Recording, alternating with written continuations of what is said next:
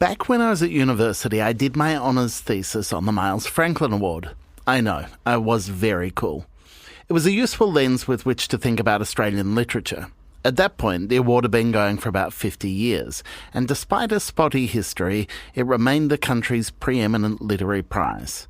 And it was supposed to be for the work of literature that reflected Australian life in any of its phases. Now, you'd think that sounds like a generous, open set of criteria, one that should be able to accommodate a changing culture and a multiplicity of voices. But by the early 21st century, it had congealed into favouring a particular kind of Australian narrative: historical novels, novels with rural settings, Anglo-centric, predominantly male.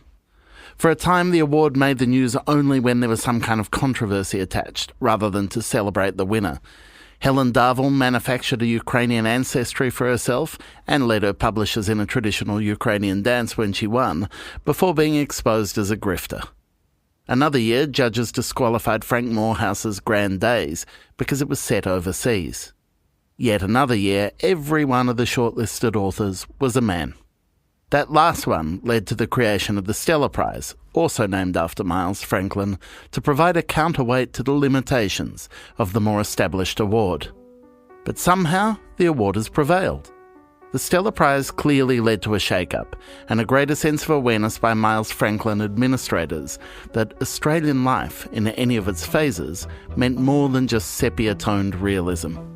And this year, for the first time, the same book has won both the Stella Prize and the Miles Franklin Award. It's a book that's also won a slew of other prizes, including Britain's prestigious James Tate Black Fiction Prize. Its author became the first person to ever win the Stella Prize twice and joined the limited ranks of people who have won the Miles Franklin multiple times. Judges called it an astonishing feat of storytelling and sovereign imagination, saying it's a capacious work singing the songs of unceded lands that bears witness to the catastrophic transformations wrought by white fantasies, against which Indigenous ingenuity still stands, its connection to country unbroken. The book is called Praiseworthy, and its author is Alexis Wright. She joins us today. I'm Michael Williams, and this is Read This, a show about the books we love and the stories behind them.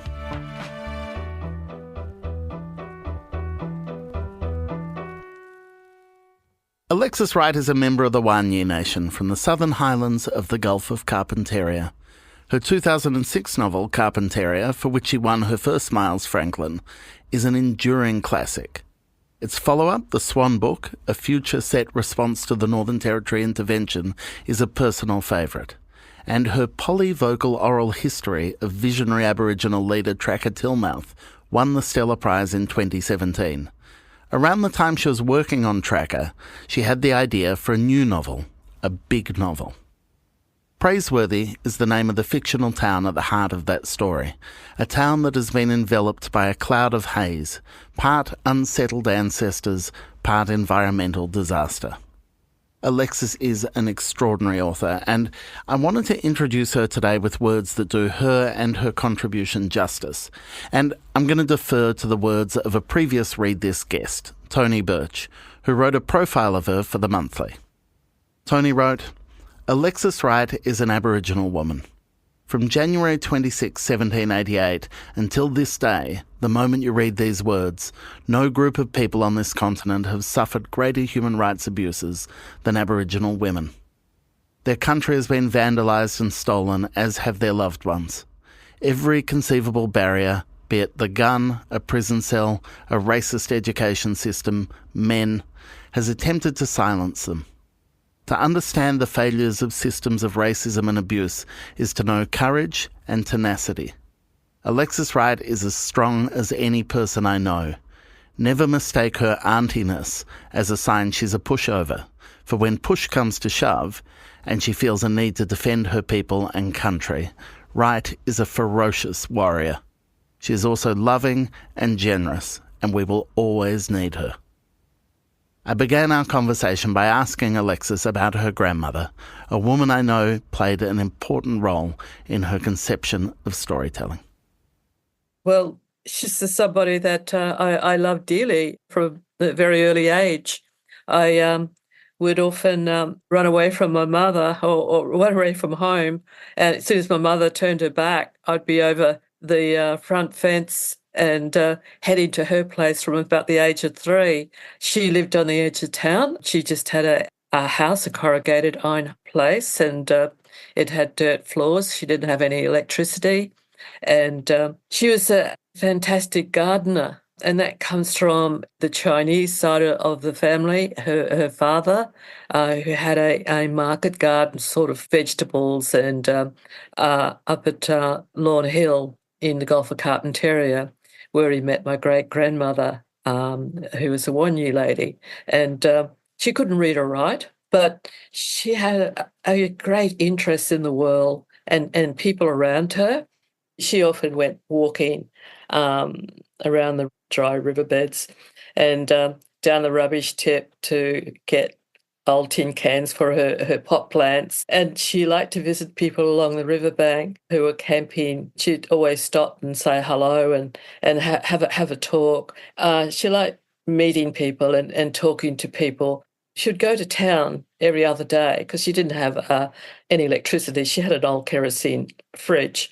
And so she would go to town to buy some small things that she might need for her cooking. Usually she loved to cook cabbage stew and rice, and which is very good. It's a very popular dish amongst Aboriginal people across Northern Australia.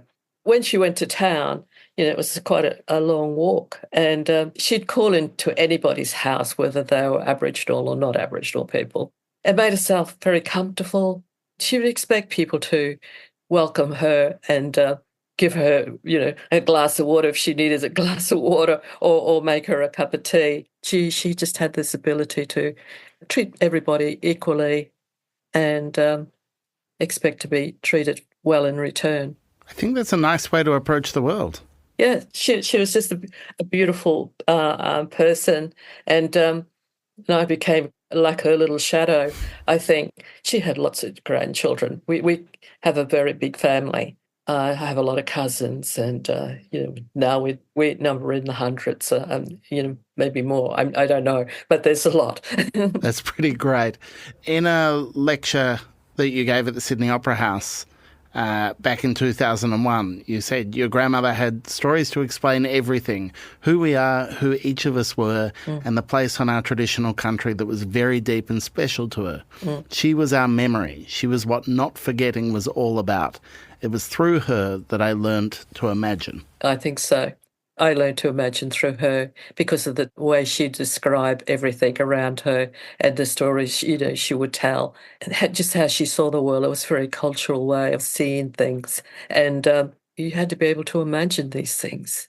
And I did. And she always talked about her homeland, up in the Gulf of Carpentaria. She always wanted to go back because, it was at a time when people weren't able to stay on their traditional country. So she always talked about that, and the way she would describe it, it just seemed like the most beautiful place in the world. But it was a hard place too.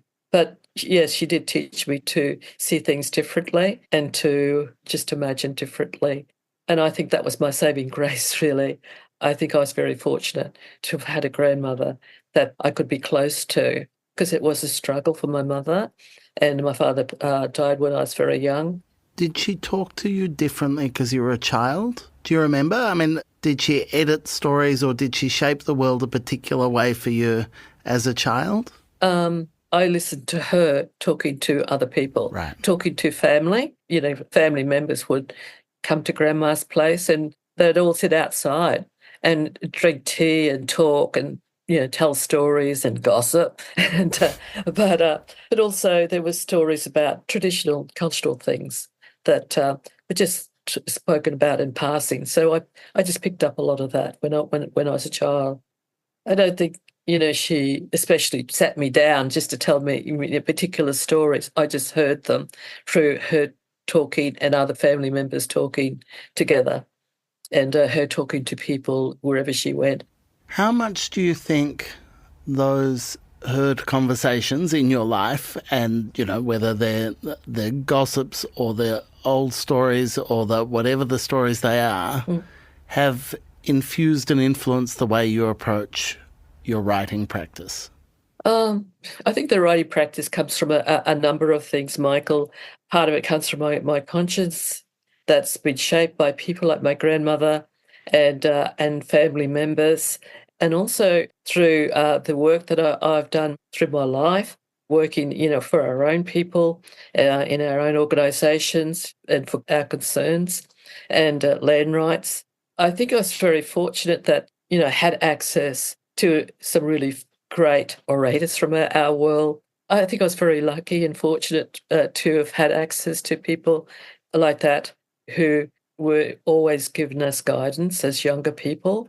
And in fact, they were my real university, and where I really learnt, from coming through a school system that wasn't particularly something that I could embrace. And as when I left school, there was a number of older people, in our world who took on younger people like us, like myself, and taught us. They virtually taught us to read and write.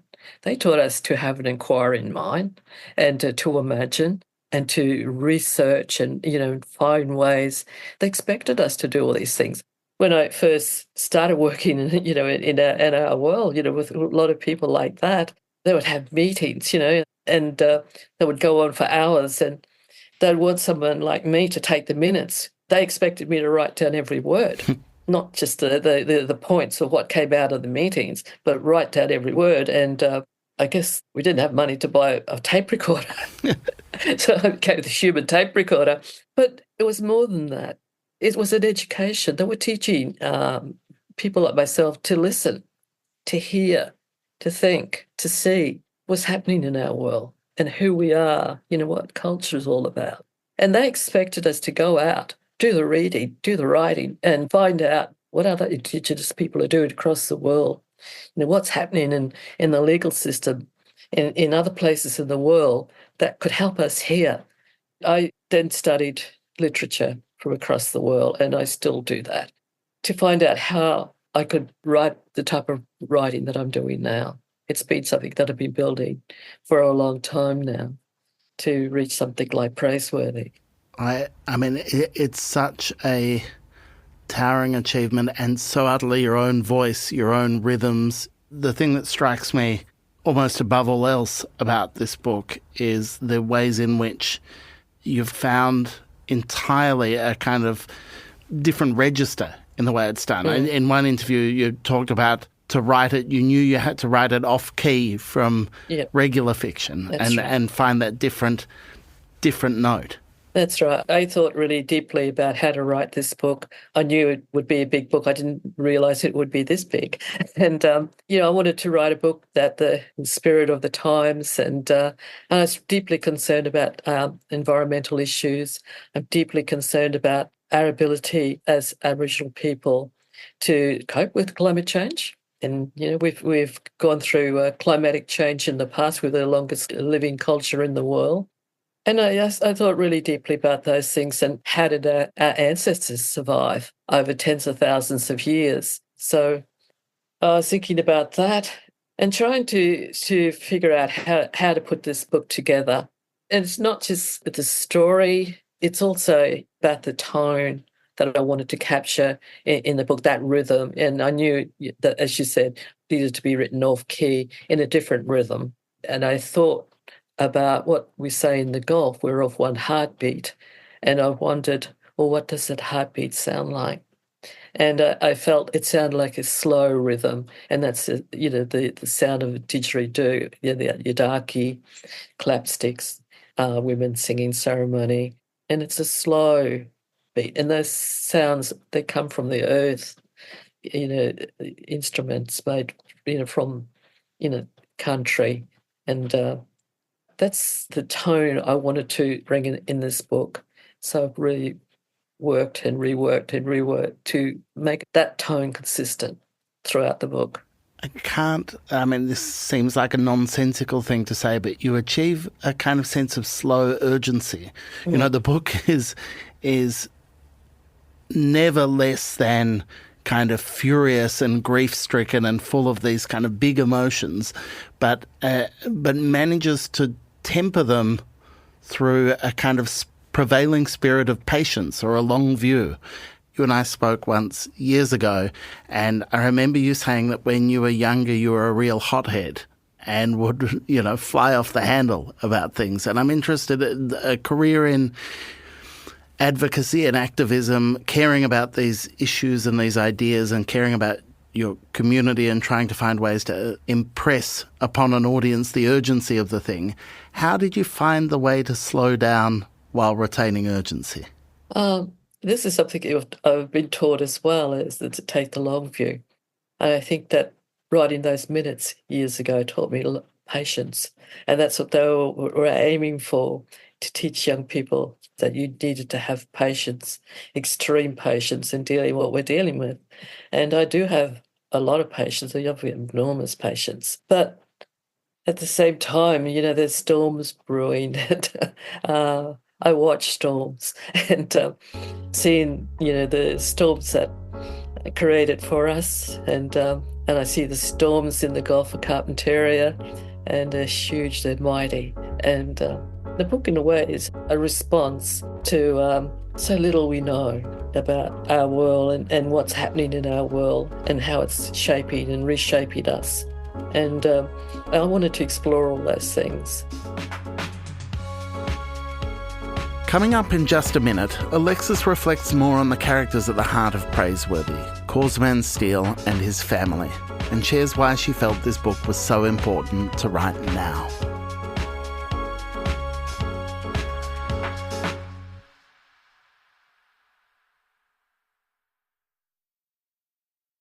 This is a book I felt that I needed to write, that I was a bit scared to write, that I anguished over, but that I felt that I had an obligation to write. Juice, Tim Winton's epic novel, is out now. Here's some more from the Miles Franklin judges on Praiseworthy. Through its sheer ambition, astringency and audacity, Praiseworthy redraws the map of Australian literature and expands the possibilities of fiction, they said.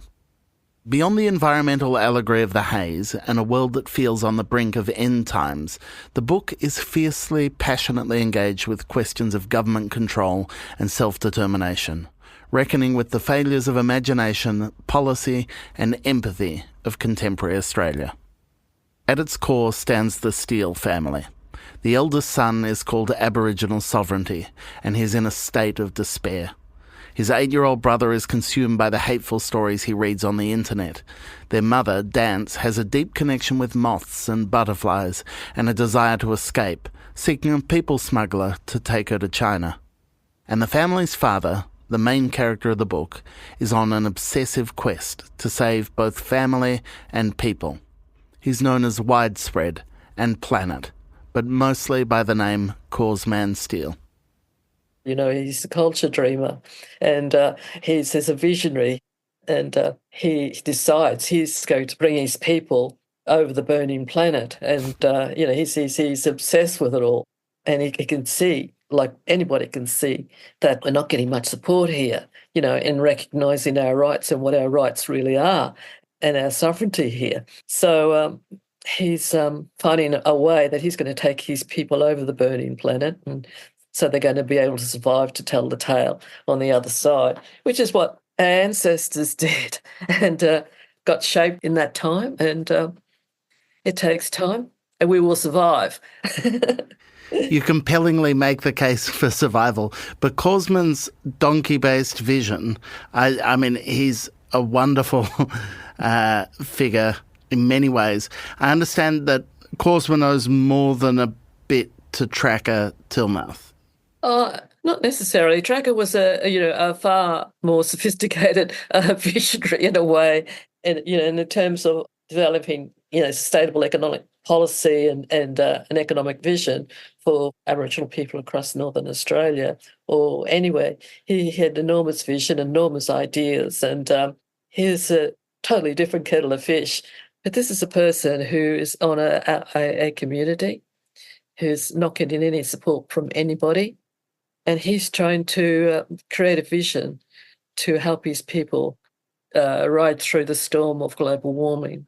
So he's thinking about this, and He's just going to use his own brain power to try to figure it all out.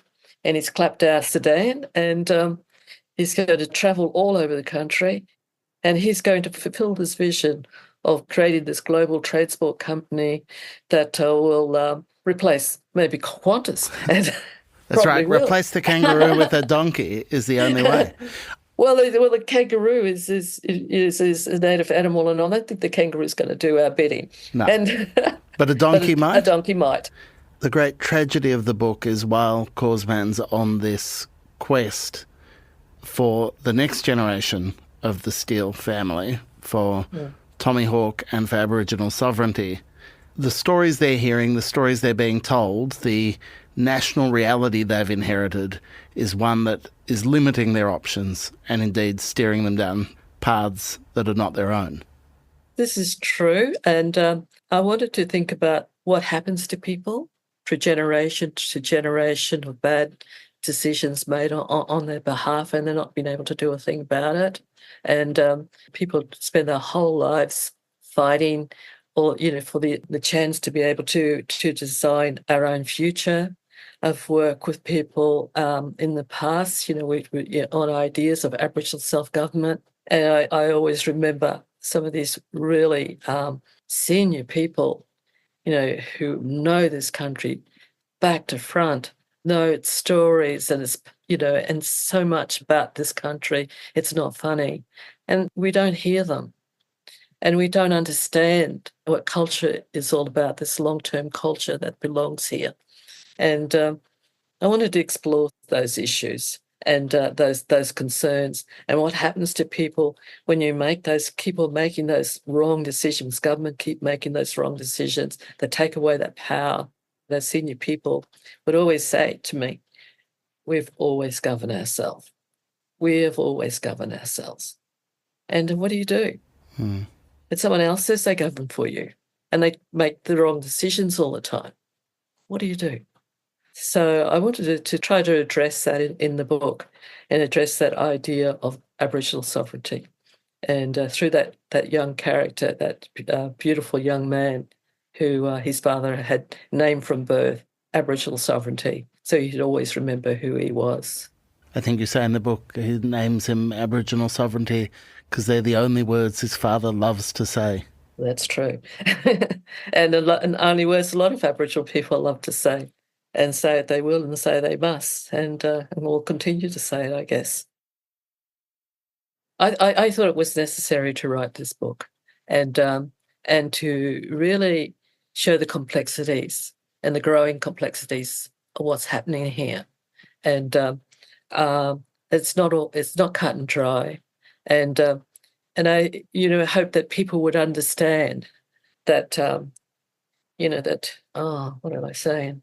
And I think there's got to be a realization is that you're not going to get an understanding of Aboriginal people from social media or sound bites or manipulation in what a national narrative is about who or what Aboriginal people are. And there's a lot of depth here, and there's a lot of complexity.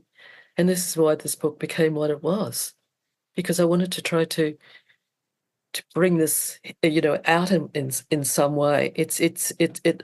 I don't think this book couldn't have been less than what it was, and I'm just amazed that I was even able to finish it. I look at it and I'm in awe of it because I just didn't think someone like me is capable of writing something like this.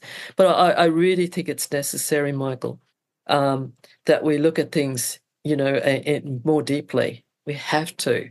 And as we move into a new era of, global warming and the world getting hotter and more things to be, really insecure about our survival, that we need to really think about these things and really try to understand. And for me, one of the best ways to try to understand it is through reading. And I think that we need to be writing huge works of literature, and we need much more than this throughout the world. so that we can create better understanding of each other. And as we move into the future, we're really going to need to. It's a book I wanted to be, to have a universal feel that anybody could understand it anywhere. Alexis, I mean, firstly, I think its reception, not just here, but in the US and in the UK, suggests you've achieved that spectacularly. But also, it's not just a tool in creating a more literature-literate world. Because of the ways in which you are defining your own literary traditions in here, you're demonstrating how fluid those boundaries of what literature can be and what it can do. Yeah, well, I decided very early in my literary career as such, I wasn't going to be trapped in anyone's box, about how I should write and what I should write and what literature is or what Australian literature is. And I was going to write in my own way, try to find the way that I could write in this country about this country and to consider its depth and our history here, which it goes back, thousands of years, not just 200 and something years, but thousands. And the stories, the big stories, the interconnected stories here that are ancient. It's something that's I've been working on for a long time, and I'm happy with what I've been doing. And that's some delightful understatement there. Yeah.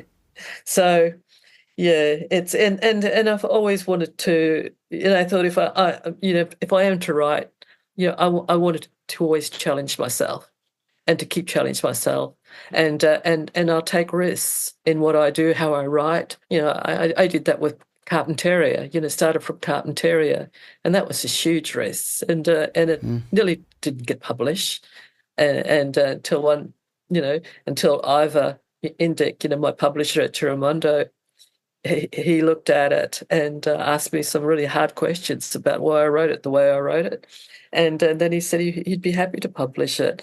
And so he's a great publisher. He really is. He's I always say he's best publisher in the world. It's a pretty phenomenal collaboration, the one between the two of you. It's great when a publisher is able to have the space for an author's vision and to help bring that vision to life. And I think watching the way the two of you have done that together over years now is one of the great satisfying stories of Australian literature. Oh, thank you. Well, I will be happy to hear that, I think. I think you've given Ivor many rolling reasons to be happy to hear things over the past little bit, and it's been thrilling to see that not only has the risk paid off, but that there's some deep reading and deep listening going on in response to Praiseworthy, and it deserves all the credit it's getting.